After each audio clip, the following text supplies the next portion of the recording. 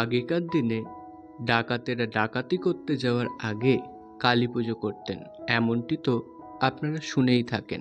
আজ আপনাদের এমনই একটি মন্দির দেখাবো যার নাম ডাকাত কালী মন্দির।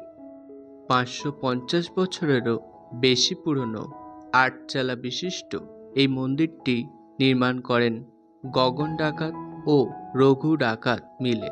এই ডাকাতের নাম থেকেই এই মন্দিরের নাম হয় ডাকাত কালী মন্দির।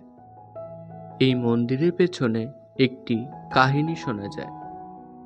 অসুস্থ রামকৃষ্ণদেবকে দেখতে সারদা দেবী কামারপুকুর থেকে দক্ষিণেশ্বর যাচ্ছিলেন।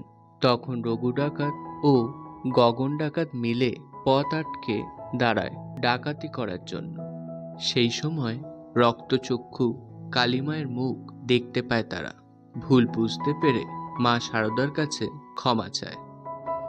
এই ঘটনার পরেই তারা কালী মন্দির প্রতিষ্ঠা করেন।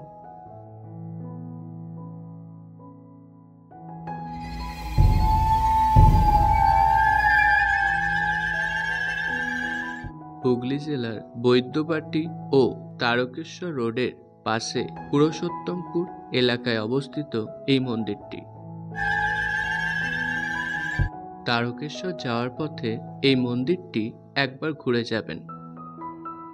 আবার সিঙ্গুর ডাকাতকালী বাড়ি নামেও এই মন্দিরটি পরিচিত।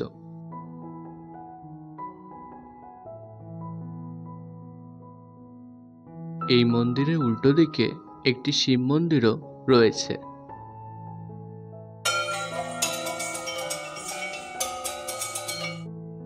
ভিডিওটি ভালো লাগলে